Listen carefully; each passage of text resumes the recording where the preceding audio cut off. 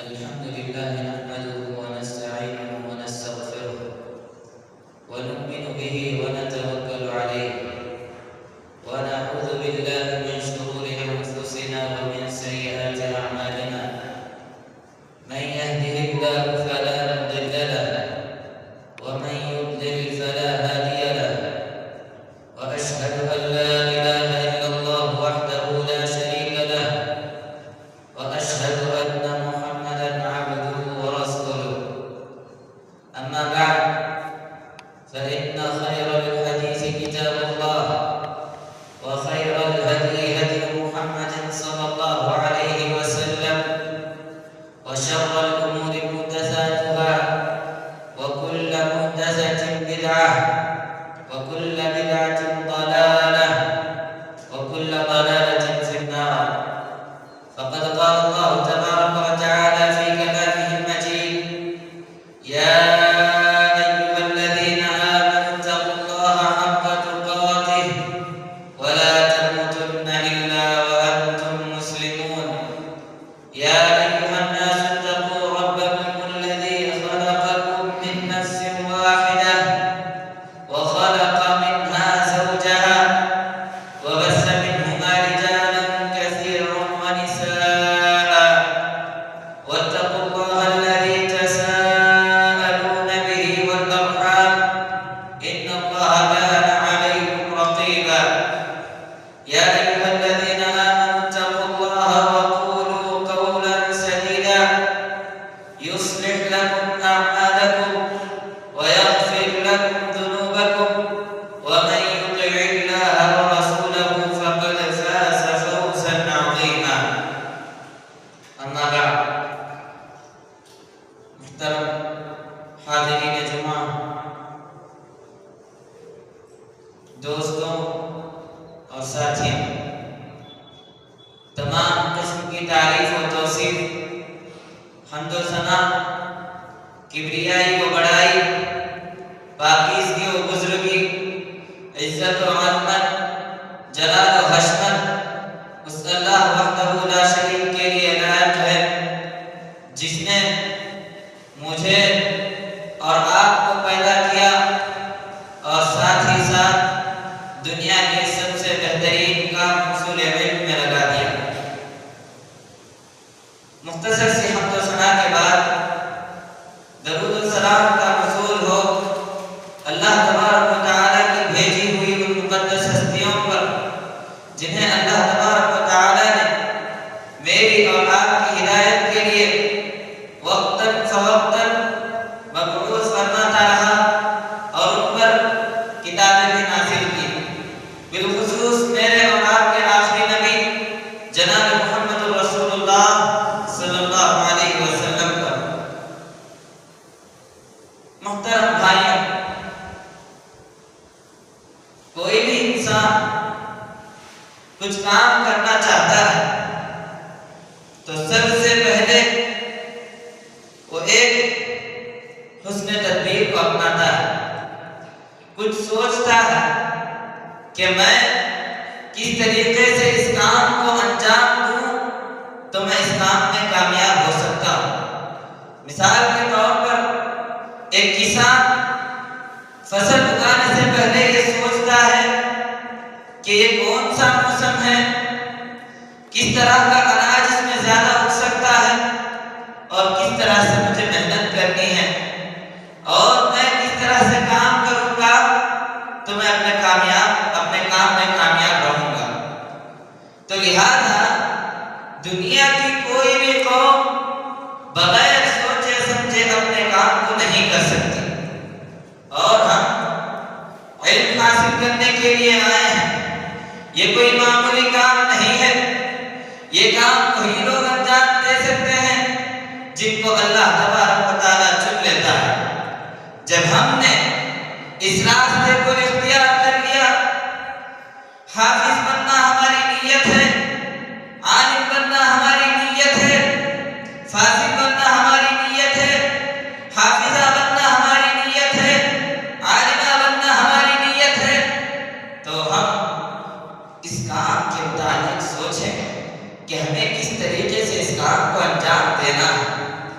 ہم کس طریقے سے اس کام کو انجام دے سکتے ہیں تاکہ ہم کامیاب ہو سکیں، کیا کیا چیزیں ہمارے لیے ضروری ہو سکتی ہیں، یہ ہم سوچیں سمجھیں، ان چیزوں کو اپنائیں، اس کے بعد اللہ تبارک و تعالیٰ سے مدد طلب کریں ان چیزوں کے لیے۔ محترم بھائی، میں انہی چند چیزوں کو جو حصول علم میں میرے اور آپ کے لیے ضروری ہیں ان میں سے چند چیزوں کو بیان کرنے کی کوشش کروں گا۔ اللہ تبارک و تعالیٰ سے دعا ہے کہ اللہ تبارک و تعالیٰ مجھے حق بات کہنے اور مجھے اور آپ کو تمام کو حق بات پر عمل کرنے کے اللہ تبارک و تعالیٰ توفیق نیک سعادت فرمائے۔ محترم بھائی، سب سے پہلی چیز جو میرے اور آپ کے لیے اس میدان میں ضروری ہے وہ عقیدے کی مضبوطی ہے، ایمان کی مضبوطی ہے۔ ہم سب سے پہلے اپنے ایمان کو مضبوط کریں، اپنے عقیدے کو مضبوط کریں۔ یہ کوئی معمولی چیز نہیں ہے۔ نبی کریم صلی اللہ علیہ وسلم صحابہ کو قرآن سکھانے سے پہلے، علم سکھانے سے پہلے اللہ کی معرفت سکھاتے تھے، عقیدہ سکھاتے تھے۔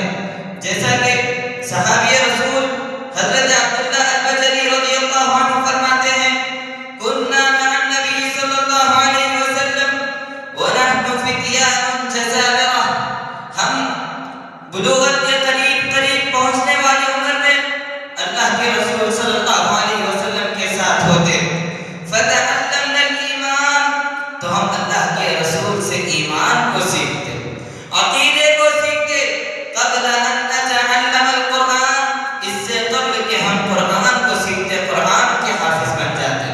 ثم تعلمنا القرآن، جب ایمان سیکھ لیتے، عقیدہ سیکھ لیتے، تو اس کے بعد ہم لوگ قرآن کو سیکھ لیتے، فازددنا به ایمانا، تو اس طریقے سے ہمارا ایمان بڑھتا جاتا تھا۔ تو لہذا ہم سب سے پہلے اپنا عقیدہ مضبوط کریں، اپنا ایمان مضبوط کریں۔ اللہ تبارک و تعالیٰ کیا ہے یہ چیز کو جانیں، اللہ تبارک و تعالیٰ کے نام کیا کیا ہے یہ چیز کو جانیں، اللہ تبارک و تعالیٰ کتنی بڑی رحمت والا ہے، اللہ تبارک و تعالیٰ کے کیا کیا کام ہیں، اللہ تبارک و تعالیٰ کی کیا کیا صفات ہیں، ان تمام چیزوں کو جاننے کی کوشش کریں۔ جب ہم ان چیزوں کو جان لیں گے ہمارا ایمان مضبوط ہو جائے گا اور ہمیں ثابت قدمی اللہ تبارک و تعالیٰ عطا کرے گا۔ امام ابو حنیفہ رحمۃ اللہ علیہ کہتے ہیں، الفقہ فی الدین افضل من الفقہ فی الاحکام، کہ مسئلے مسائل کو سمجھنے سے افضل یہ ہے کہ تم عقیدے کے مسائل کو سیکھو، عقیدے کے مسائل کو سمجھو، ایمان کو سمجھو، یہ زیادہ افضل ہے کہ تم نماز کے مسائل کو سیکھو، زکوٰۃ کے مسائل کو سیکھو، آپ دوسری تیسری چیزوں کو سیکھو۔ لہذا سب سے پہلے مجھے اور آپ کو ایمان مضبوط کرنا چاہیے، عقیدہ مضبوط کرنا چاہیے۔ پھر آگے امام ابو حنیفہ رحمۃ اللہ علیہ کہتے ہیں، والفقہ الاکبر هو معرفۃ اللہ وما له من صفات، اور سب سے بڑی فقہ کیا ہے، سب سے بڑی سمجھ کیا ہے، سب سے بڑا علم کیا ہے، کہ اللہ تبارک و تعالیٰ کی معرفت کو حاصل کیا جائے، اللہ تبارک و تعالیٰ کے متعلق جو علم ہے اس کو حاصل کیا جائے، اور اللہ تبارک و تعالیٰ کے اسماء و صفات کا علم حاصل کیا جائے۔ اللہ تبارک و تعالیٰ کی معرفت وہ عظیم علم ہے، اتنا بڑا علم ہے کہ اگر کوئی انسان ایمان کا علم حاصل نہیں کیا، اللہ کی معرفت کا علم حاصل نہیں کیا، اور ایسے ہی دنیا سے چلا گیا، تو اس سے سب سے بڑا لذیذ علم فوت ہو گیا، اس نے اصل علم کا مزہ ہی نہیں چکھا کہ وہ عبادات میں اللہ تبارک و تعالیٰ کے سامنے اپنے آپ کو محسوس کر کر عبادت کر سکے۔ تو ایمان سب سے پہلی چیز ہے، ہم ایمان کے متعلق علم حاصل کریں، عقیدے کی کتابوں پر زیادہ زور دیں، عقیدے کی کتاب کو ہمیشہ اپنے مطالعے میں رکھیں، اور خصوصاً جو عقیدے کی گھنٹیاں پڑھائی جاتی ہیں ان میں اپنے آپ کو ضائع نہ کریں، چاق و چوبند رکھیں، استاد کی ایک ایک بات کو سن کر یاد کرنے کی کوشش کریں۔ یہ وہ لمحات ہوتے ہیں، یہ وہ باتیں ہوتی ہیں کہ جن کو آپ سنتے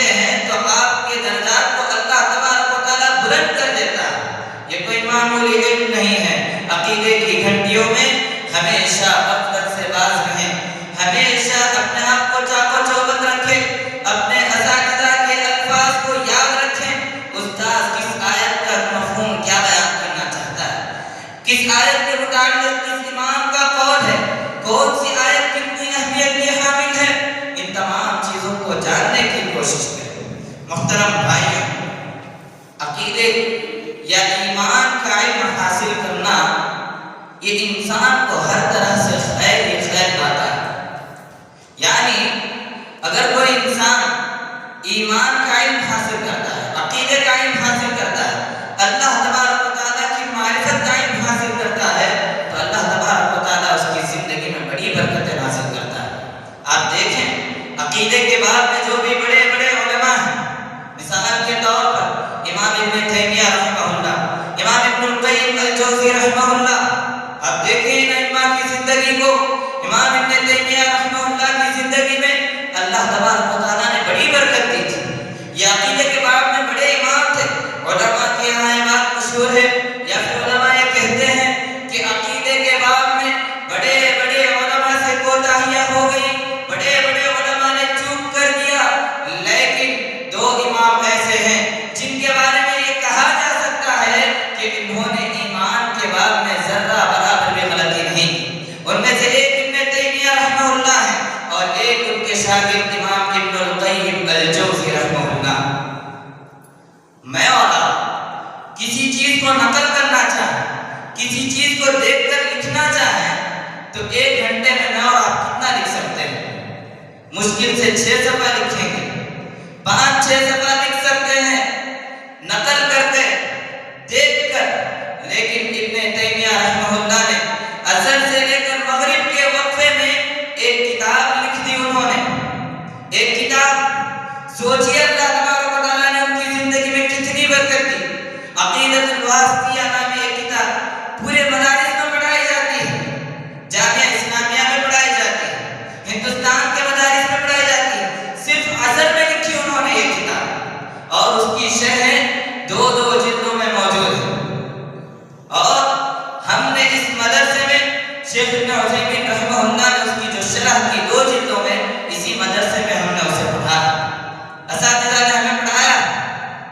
تو یہ برکت ان کی زندگی میں ایمان کی وجہ سے تھی، عقیدے کا علم ان کے پاس موجود تھا، جس کی وجہ سے اللہ تبارک و تعالیٰ نے ان کی زندگی میں انتہا کی برکت عطا کی تھی۔ اتنا ہی نہیں، ابن القیم الجوزی رحمہ اللہ اور امام ذہبی رحمہ اللہ، یہ دونوں ابن تیمیہ کے شاگرد ہیں، اپنے استاد کے بارے میں فرماتے ہیں قد بلغنا وبالتواتر ایضا، ہمارے پاس متواتر درجے سے بات پہنچی ہے، یعنی کئی لوگوں نے ہمیں یہ بتایا ہے ان عدد من اسلم وتاب على يد الشيخ الاسلام ابن تیمیہ من نصارى واليهود 20,000، کہ ابن تیمیہ رحمہ اللہ کے ہاتھوں 20,000 یہودیوں نے، 20,000 نصارہ نے اسلام قبول کیا۔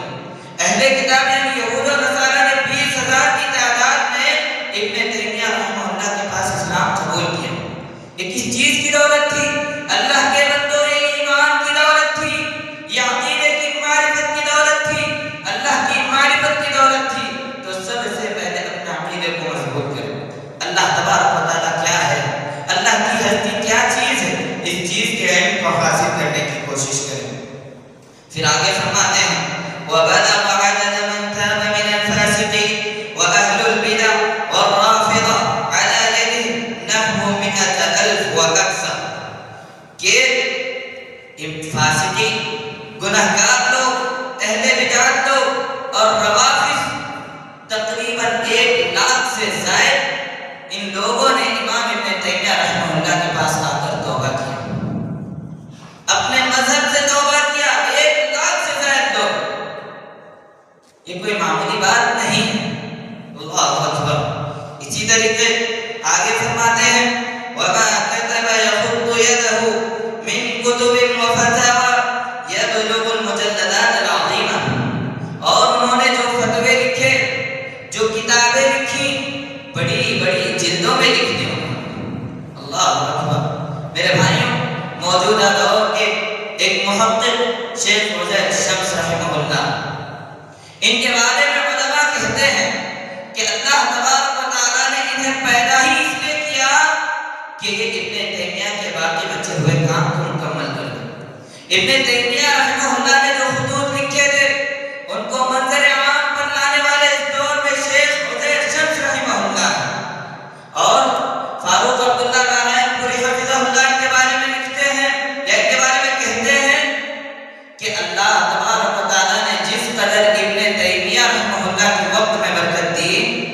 قدر شیخ عزیر شمس رحمہ اللہ کے وقت میں برکت دی تھی تو یہ عقیدے کی بنیاد پر تھا، ایمان کی بنیاد پر تھا، اللہ کے معرفت کے علم کی بنیاد پر تھا۔ تو ہم سب سے پہلے عقیدے کے علم کو مضبوطی سے حاصل کریں، اللہ تبارک و تعالیٰ کی معرفت کو حاصل کریں۔ یہ چیز ہماری زندگی کے لیے، ہمارے طلب علم کے لیے بہت ہی زیادہ ضروری ہے۔ اسی طریقے سے ایک طالب علم کے لیے دوسری ضروری چیز اخلاص۔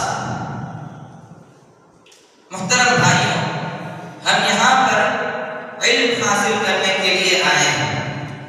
علم حاصل کرنا یہ کوئی معمولی چیز نہیں ہے یا کوئی معمولی عبادت نہیں ہے۔ سلف کہا کرتے تھے اگر کوئی شخص نفل نماز پڑھ رہا ہے اور کوئی شخص نماز علم حاصل کر رہا ہے تو یہ مت کہو کہ جو شخص نفل پڑھ رہا ہے وہ بہت بڑی عبادت کر رہا ہے۔ کیوں؟ اس لیے کہ علم حاصل کرنا یہ بہت بڑی عبادت ہے۔ لہذا میں اور آپ یا ہمیں چاہیے کہ ہم اس عبادت میں اخلاص پیدا کریں، کسی کے ڈر سے علم حاصل نہ کریں۔ ماں باپ بھیجتے ہیں مجبوراً آنا پڑ رہا ہے اس لیے آ کر نہ پڑھیں، یا اساتذہ ہمیں ڈانٹ رہے ہیں اس لیے نہ پڑھیں۔ اللہ نے جب آپ کو چن لیا ہے، اللہ نے اس راستے میں آپ کو بھیج دیا ہے تو دوسری تیسری چیزیں ہرگز نہ سوچیں۔ اللہ نے آپ کو ایک مقام دیا ہے، اس مقام پر دنیا کا کوئی بھی شخص فائز نہیں ہے سوائے تمہارے مقام پر جو ہے اس کے علاوہ۔ یعنی جو مدارس میں پڑھ رہے ہیں، جو علم حاصل کر رہے ہیں، ان کے علاوہ آپ کے مقام کا کوئی بھی شخص نہیں۔ یہ بہت بڑی عبادت ہے، اس عبادت میں اخلاص پیدا کریں۔ اللہ تبارک و تعالیٰ نے فرمایا وَمَا أُمِرُوا إِلَّا لِيَعْبُدُوا اللَّهَ مُخْلِصِينَ لَهُ الدِّينَ۔ لوگوں کو اسی بات کا حکم دیا گیا کہ وہ اللہ کے دین کو اللہ کے لیے خالص کرتے ہوئے عبادت کریں۔ لہذا ہم اس چیز کو، علم حاصل کرنے کو اللہ تبارک و تعالیٰ کے لیے خالص کریں۔ اور علم کا سب سے پہلا اصول کیا ہے؟ رفع الجہل عن النفس، اپنے آپ سے جہالت کو ہٹانا ہے، اپنے آپ کو نیک بنانا ہے، اپنے آپ کو سدھارنا ہے، اپنے آپ کو ایک اچھا علم والا بنانا ہے، اپنے آپ کو ایک اچھا مصلح بنانا ہے، اپنے آپ کی غلطیوں کو سدھارنا ہے، اپنے آپ کو بگڑے ہوئے پن سے دور کرنا ہے، اپنے آپ کو اخلاق والا بنانا ہے، اپنے آپ کو ایک نمونہ بنانا ہے۔ میرے اور آپ کے علم حاصل کرنے کا سب سے پہلا مقصد یہ ہونا چاہیے۔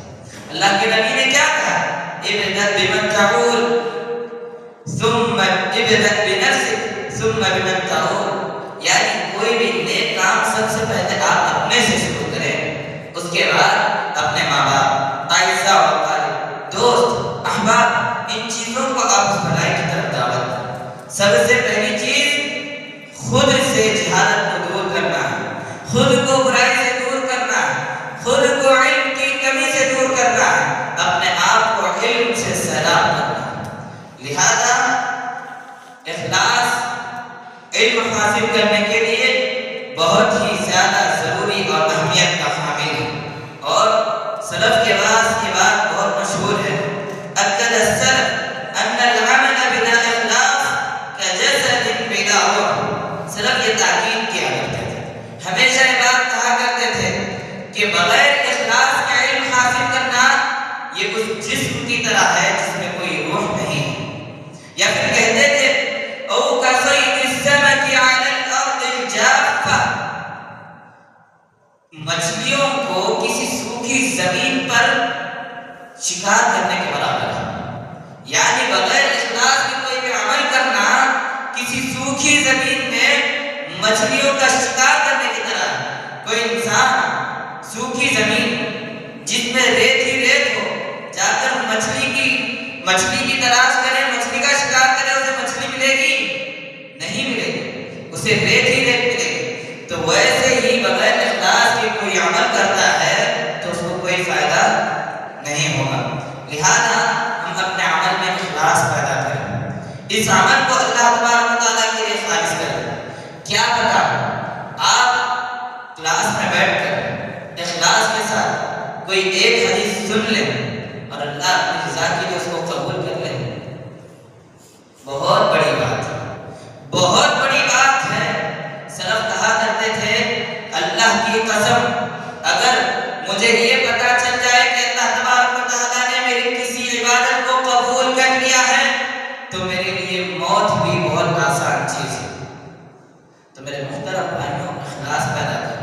یہ کوئی معمولی چیز نہیں ہے، ہوائی چیز نہیں ہے، کہہ دینے کی چیز نہیں ہے، بہت معنی خیز چیز ہے، مجھے اور آپ کو اس کو اپنانے کی ضرورت ہے۔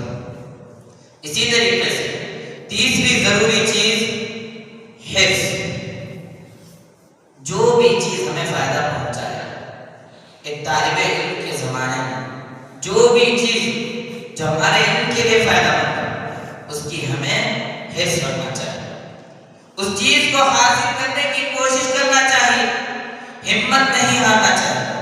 مثال کے طور پر کوئی عقیدے کی کتاب ہے یا پھر کوئی دوسری کتاب ہے، لیکن ہمارے لیے وہ چیز فائدہ مند ہے لیکن ضخیم ہے، موٹی ہے، یا پھر کوئی دوسرا کام ہے جو ہمارے لیے بہت مشکل ہے لیکن ہمارے لیے فائدہ مند ہے، تو اس کی حفظ کرنا چاہیے، ہمت نہیں ہارنا چاہیے، اللہ تبارک و تعالیٰ سے مدد طلب کرنا چاہیے، عاجز نہیں آنا چاہیے۔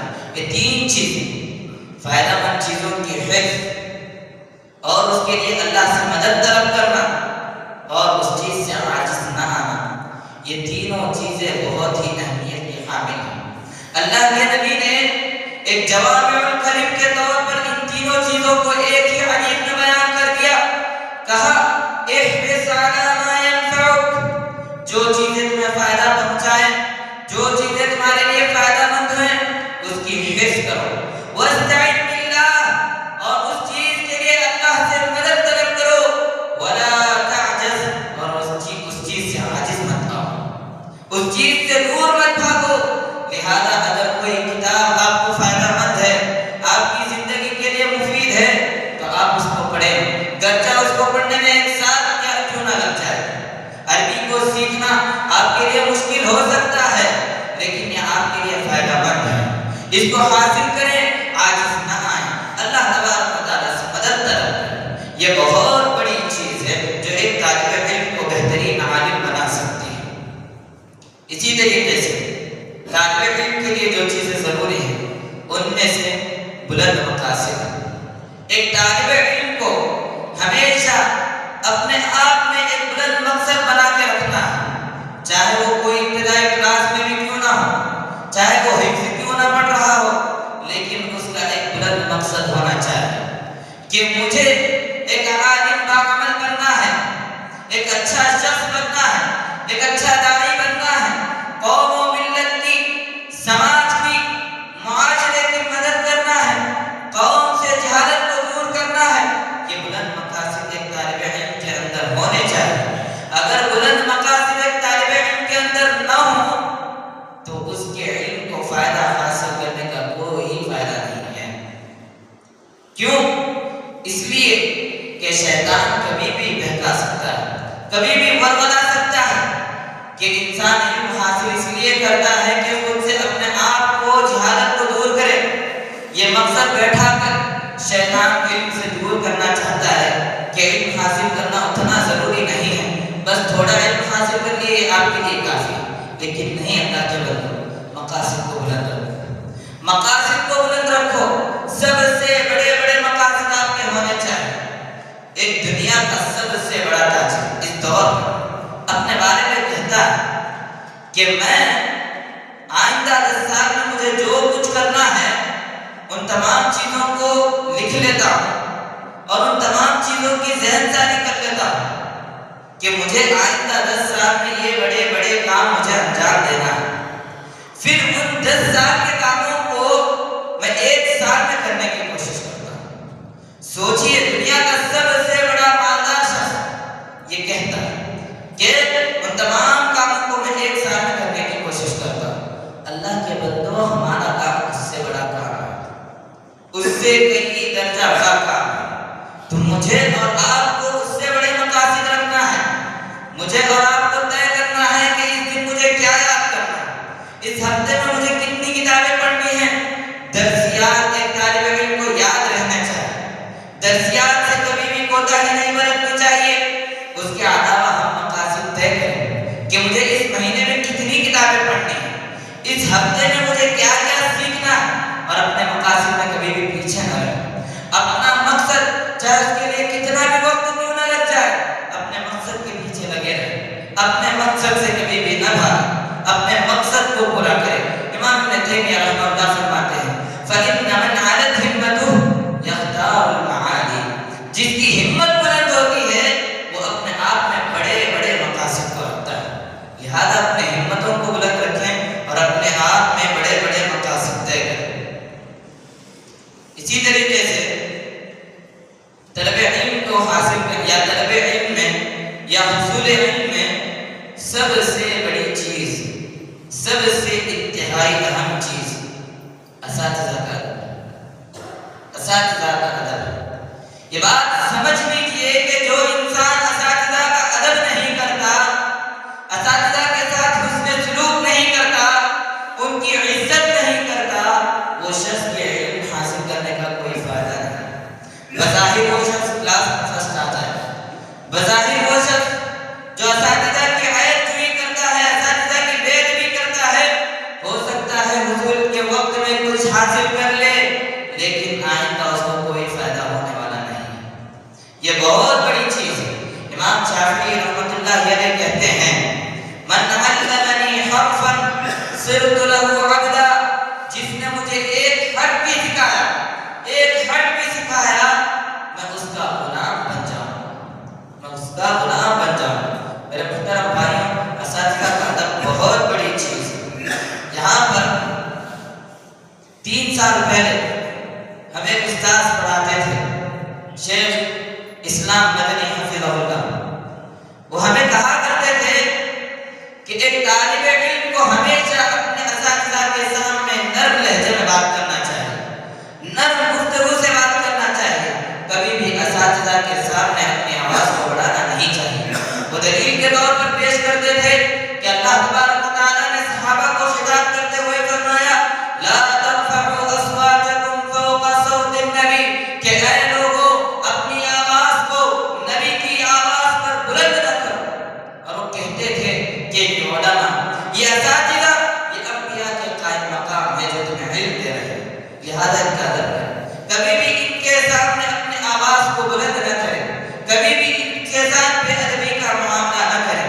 اگر کوئی شخص اپنے اساتذہ کی عیب جوئی کرتا ہے، اپنے اساتذہ کی عزت نہیں کرتا، تو دراصل وہ اپنے اس راستے کو ہی بگاڑ رہا ہے، یا اپنے اس سیڑھی کو ہی بگاڑ رہا ہے جو اسے منزل تک پہنچانے والے ہیں، جو اسے بلندی تک پہنچانے والے ہیں۔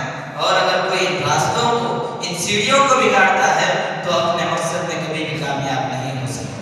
لہذا اساتذہ کا ادب یہ بہت بڑی چیز ہے۔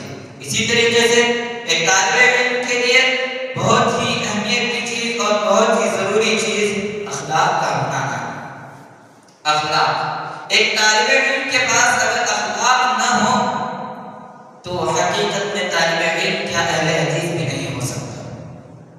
بہت بڑی بات ہے، بہت بڑی بات ہے۔ اللہ تبارک و تعالیٰ نے کہا اللہ کے نبی کو خطاب کرتے ہوئے وَإِنَّكَ لَعَلَىٰ خُلُقٍ عَظِيمٍ، اے نبی آپ اخلاق کے بلند مقام پر فائز ہیں، اونچے مقام پر فائز ہیں۔ لہذا ایک طالب علم کو ہر وہ وصف یا ہر وہ صفت اپنانی چاہیے جو نبی صلی اللہ علیہ وسلم کے اندر موجود تھی۔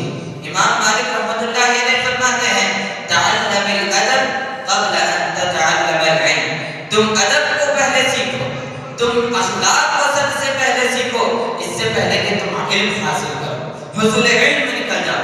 لہذا ادب و اخلاق کا سب سے زیادہ پاس و لحاظ رکھنا ایک طالب علم کے لیے بہت زیادہ ضروری ہے۔ امام احمد بن حنبل رحمہ اللہ کے بیٹے اپنے والد کے بارے میں کہتے ہیں کہ میں نے ایک مرتبہ اپنے والد کو کہتے ہوئے سنا احوج ما یکون العلم الی الادب، علم سب سے زیادہ جس چیز کا محتاج ہے وہ اخلاق ہے، ادب ہے۔ سب سے زیادہ محتاج علم اخلاق کا ہوتا ہے۔ آپ علم حاصل کریں، اخلاق آپ کے پاس نہیں ہے تو اس علم کا کوئی فائدہ نہیں، لیکن آپ اخلاق حاصل کریں، تھوڑا علم بھی کیوں نہ صحیح اپنے پاس رکھیں، تو دونوں چیزیں آپ کے لیے بہت ہی زیادہ فائدہ مند چیزیں ہیں۔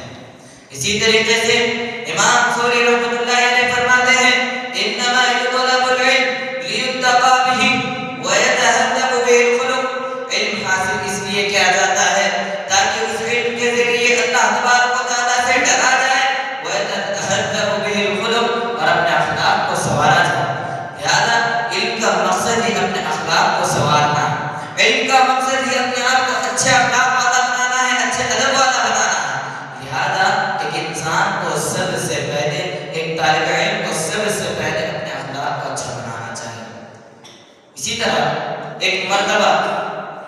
وہی استاد شیخ اسلام مدنی حفظہ اللہ فرماتے تھے کہ وہ شخص اہل حدیث ہی نہیں جو یہ کہے کہ توحید صرف اللہ تبارک و تعالیٰ کے متعلق جانکاری یا توحید صرف اللہ تبارک و تعالیٰ سے متعلق ہے، اخلاق کوئی ضروری چیز نہیں ہے، یا پھر اخلاق اتنی اہم چیز نہیں ہے، یا پھر جو انسان یہ کہتا ہے کہ توحید ہی سب سے بلند چیز ہے، توحید کا حاصل کرنا ہی سب سے بلند چیز ہے، اخلاق کی کوئی اتنی قیمت نہیں ہے اسلام میں، تو وہ کہتے تھے کہ کلمہ توحید کے دو جز ہیں، ایک لا الہ الا اللہ ہے، دوسرا محمد رسول اللہ۔ لا الہ الا اللہ یہ اللہ تبارک و تعالیٰ کے متعلق ہے اور محمد رسول اللہ صلی اللہ علیہ وسلم کے متعلق ہے، اور وہ کہتے تھے کہ اللہ تبارک و تعالیٰ نے نبی کو بھیجا اسی لیے کہ آپ نیک اخلاق کو مکمل کریں، نیک اخلاق کو سکھائیں۔ دلیل کیا ہے؟ اللہ کے نبی فرماتے ہیں انما بعثت لاتمم صالح الاخلاق، میں بھیجا اس لیے گیا ہوں کہ اچھے اخلاق لوگوں کے سامنے عام کروں، اچھے اخلاق والا لوگوں کو بناؤں، تو لہذا اچھے اخلاق کا اپنانا یہ بہت ہی زیادہ ضروری ہے۔ اگر کوئی انسان اخلاق میں ہوتا ہے تو یقین مانیے اس کی توحید کی کمزوری ہے، توحید کی کمزوری ہے۔ جو انسان توحید میں کمزور ہوتا ہے اس انسان کے اخلاق میں کمزوری ہوتی ہے، اس انسان کے آداب میں کمزوری ہوتی ہے، اس انسان کے عبادات میں کمزوری ہوتی ہے۔ لہذا اگر کوئی بھی کمزوری اپنے آپ میں محسوس کرو تو سب سے پہلے توحید کو مضبوط کرنے کی کوشش کرو، اللہ تبارک و تعالیٰ کے متعلق رو گڑ گڑاؤ، اللہ سے توبہ کرو اور کہو کہ اللہ ہمارا ایمان مضبوط کرو۔ میرے بھائیوں، کوئی بھی چیز ہو وہ ہمارے ایمان سے جڑتی ہے، ہمارے ایمان سے جڑتی ہے، ہماری توحید سے جڑتی ہے۔ کوئی بھی گناہ سرزد ہوتا ہے تو یہ سوچو کہ ہمارا ایمان کمزور ہے کیا۔ لہذا ان تمام آداب پر عمل کرنا ایک طالب علم کے لیے بہت ضروری ہے۔ خلاصہ کلام اور ضرورت اس بات کی ہے کہ میں اور آپ جب اس مقصد کے لیے نکل گئے، اس راستے میں نکل گئے، اللہ نے ہمیں اس راستے کے لیے چن لیا ہے، تو ہم اپنے مقاصد کو بلند رکھیں، اپنے عمل میں اخلاص پیدا کریں اور اللہ تبارک و تعالیٰ کے لیے اس علم کو حاصل کریں اور اپنے آپ سے جہالت کو دور کرنے کی نیت پیدا کریں، اور علم حاصل کرنے کے لیے جو بھی چیزیں ضروری ہیں ان تمام چیزوں کی حفظ کرتے ہوئے علم کو حاصل کریں۔ اللہ تبارک و تعالیٰ سے دعا ہے